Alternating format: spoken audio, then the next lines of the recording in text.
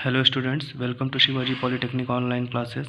Analogue electronics के आज के लेक्चर में हम नया चैप्टर शुरू करेंगे जिसका नाम है field effect transistor. Field effect transistor इसको हम शॉर्ट फॉर्म इसकी FET भी बोलते हैं। इसको शॉर्ट फॉर्म में इसको हम FET भी बोलते हैं, ठीक है ना।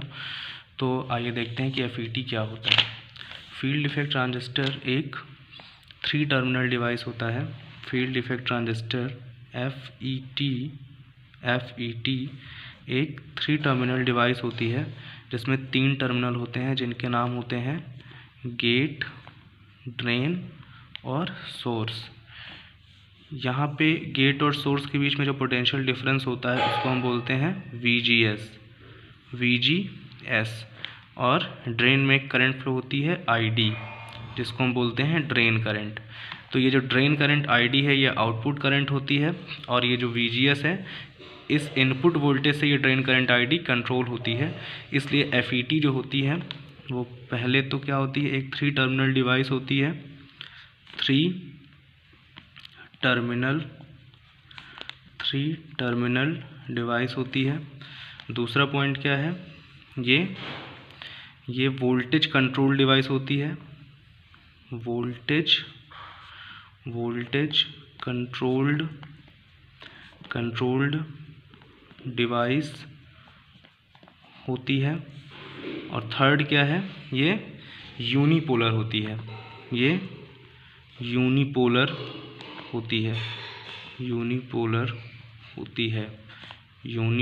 डिवाइस होती है। ये यूनिपोलर डिवाइस होती है। तो इन तीनों पॉइंट्स को आइए देखते हैं कि क्यों हम कहते हैं 3 टर्मिनल डिवाइस। इसलिए कहते हैं क्योंकि यहाँ पे आपको 3 टर्मिनल्स दिख रहे हैं, गेट, सोर्स, ड्रेन, इस वजह से इसको 3 टर्मिनल डिवाइस कहते हैं। वोल्टेज कंट्रोल डिवाइस क्यों कहते हैं, क्योंकि इसका जो आउटपुट करंट है ID वो किसके द्वारा कंट्रोल किया जा रहा है, इनपुट वोल्टेज VGS के कारण, gate to source voltage VGS के द्वारा यहाँ पे इसका जो आउटपुट करंट ID है कंट्रोल होता है। इसलिए इसको हम वोल्टेज कंट्रोल्ड डिवाइस कहते हैं। यूनिपोलर डिवाइस इसलिए कहा जाता है क्योंकि जो FETs होते हैं या फील्ड इफेक्ट ट्रांजिस्टर होते हैं उनमें जो करंट बहती है वो या तो होल्स के कारण बहेगी या तो इलेक्ट्रॉन्स के कारण बहेगी।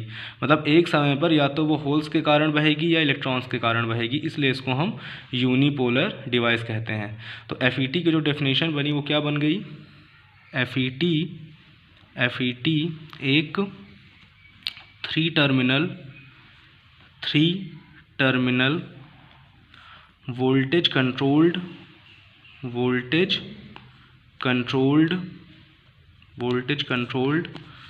यूनिपोलर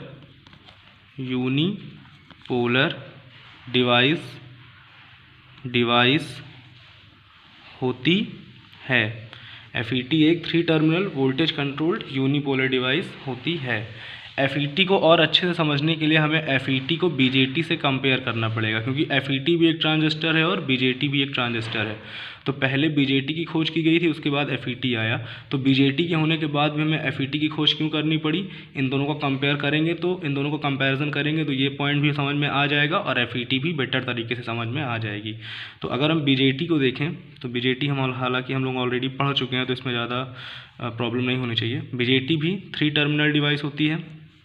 इसमें ये कलेक्टर होता है, यहाँ पे कलेक्टर करंट IC होती है, ये बेस होता है, ये एमिटर होता है, यहाँ पे बेस करंट IB होती है।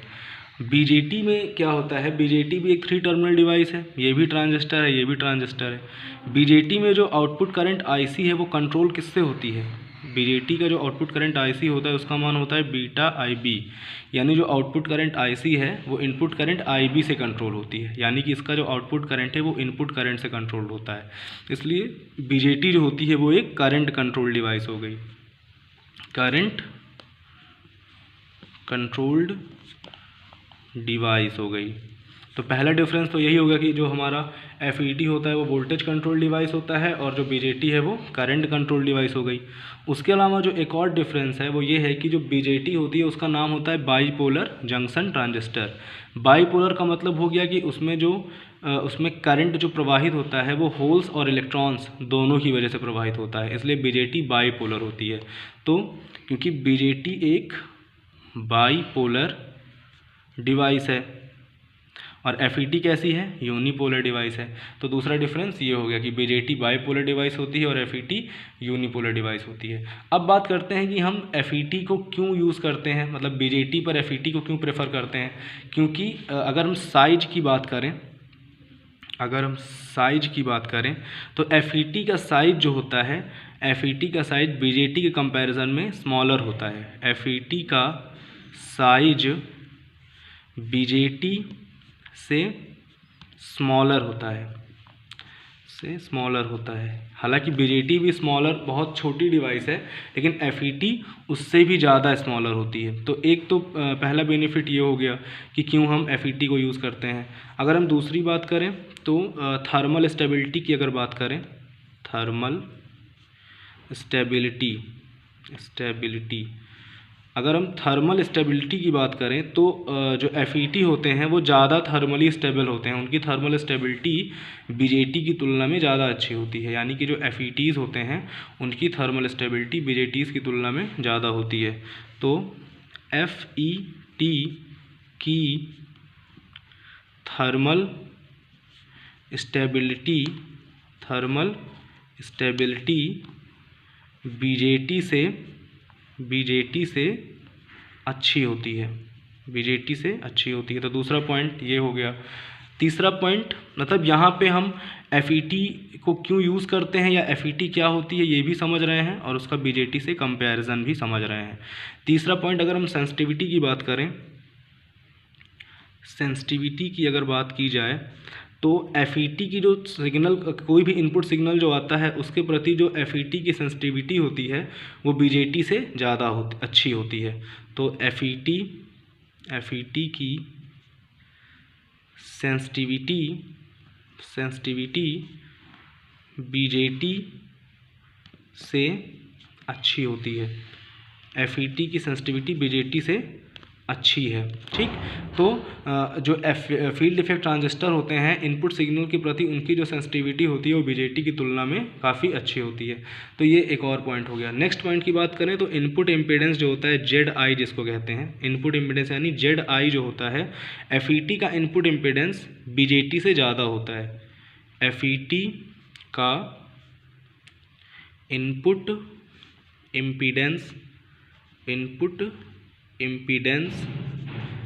यानी कि ZI BJT से अच्छा होता है। तो इस वजह से भी हम FET को प्रेफर करते हैं। तो ये इसके अलावा अगर हम टाइप्स की बात करें तो BJT जो होती है वो दो तरह की होती है। BJT दो तरह की होती है, कौन कौन सी? NPN और PNP, NPN और PNP। अब अगर हम इसी में FET की बात करें यानी कि फील्ड इफेक्ट ट्रांजिस्टर की बात करें तो फील्ड इफेक्ट ट्रांजिस्टर दो तरह का होगा, एक होगा MOSFET और दूसरा होगा JFET। तो MOSFET जो होता है उसको हम बोलते हैं metal oxide semiconductor field effect transistor. और MOSFET भी दो तरह का होता है, एक होता है डेप्लीशन टाइप और दूसरा होता है इन्हेंसमेंट टाइप। और जो JFET होता है वो भी दो तरह का होता है, एक होता है N चैनल और दूसरा होता है P चैनल। ठीक, लेकिन अगर यहाँ पे हम MOSFET को भी फिर से अगर कैटेगराइज करें तो ये भी दो पार्ट में बन जाएगा। जो इसका डिप्लीशन टाइप होता है वो भी N चैनल हो जाएगा और P चैनल में डिवाइड हो जाएगा, और जो इन्हेंसमेंट टाइप होता है वो भी N चैनल और P चैनल में डिवाइड हो जाएगा। तो इस तरह से जो हमारा FET होता है वो दो तरह का होता है, बेसिकली MOSFET और JFET। MOSFET को हम फिर दो तरह से कैटेगराइज कर सकते हैं, डिप्लीशन टाइप और एनहांसमेंट टाइप।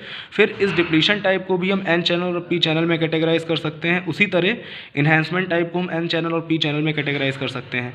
जो दूसरा टाइप होता है FET का यानी JFET, उसको भी हम N चैनल और P चैनल में कैटेगराइज कर सकते हैं। ठीक है ना। और जो BJT होती है वो दो तरह की होती है, NPN और PNP, यानी कि NPN ट्रांजिस्टर और PNP ट्रांजिस्टर।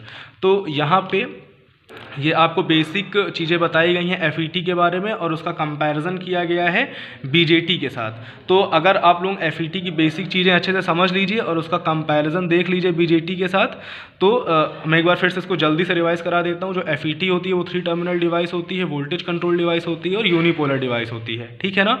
तो और एफईटी की जो इस एफईटी का जो साइज होता है वो बीजेटी से ज़्यादा स्मॉल होता है। एफईटी की जो थर्मल स्टेबिलिटी होती है वो बीजेटी से ज़्यादा अच्छी होती है, वो बीजेटी से ज़्यादा अच्छी होती है। एफईटी की जो सेंसिटिविटी होती है वो भी बीजेटी से ज़्यादा अच्छी होती है, और एफईटी का जो इनपुट इम्पीडेंस होता है वो भी बीजेटी से अच्छा होता है या ज़्यादा होता है, बीजेटी से ज़्यादा होता है। यहाँ पे हम लिख सकते हैं एफईटी का इनपुट इम्पीडेंस बीजेटी से ज़्यादा होता है, बीजेटी से ज़्यादा होता है, ठीक है ना। तो फेट का इनपुट इम्पीडेंस बीजेटी से ज़्यादा होता है। तो इतने पॉइंट्स हैं। उसके अलावा अगर हम टाइप्स की बात करें तो बीजेटी के टाइप्स एनपीएन, पीएनपी, और फेट की बात करें तो मॉसफेट, जेफेट, और वो भी फाइनली एन चैनल और पी चैनल में डिवाइड हो जाते हैं। तो आप इस लेक्चर को अच्छे से रिवाइज कर लीजिएगा। Thank you very much.